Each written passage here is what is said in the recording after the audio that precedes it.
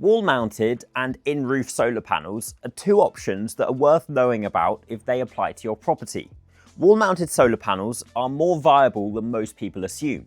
If you have a reasonable wall, then they're worth taking a serious look at.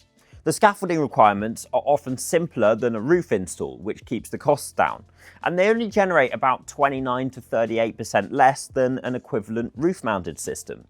In winter, they can actually outperform roof panels because the sun is lower in the sky and hits a vertical surface at a better angle, which is precisely when you need the generation the most. They're also considerably cheaper and easier to clean, and they don't get buried in snow.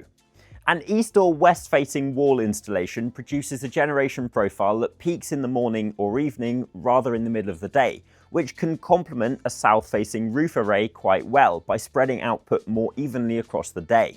See our dedicated videos on wall mounted solar panels, including a full case study of an 18 panel wall mounted solar system that we installed 2 years ago.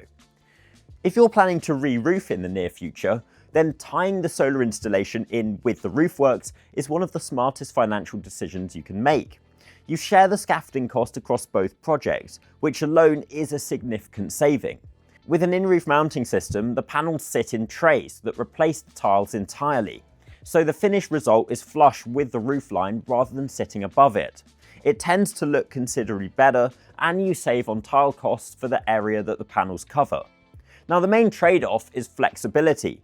The mounting system constrains which panels you can actually use and how they can be laid out, so you do lose some ability to optimize for the maximum kilowatt peak. If your primary motivation is financial return, then ask your installer to run the numbers on in-roof versus on-roof. The scaffolding and the tile savings usually will outweigh any generation that you might have to give up from having fewer panel layout options.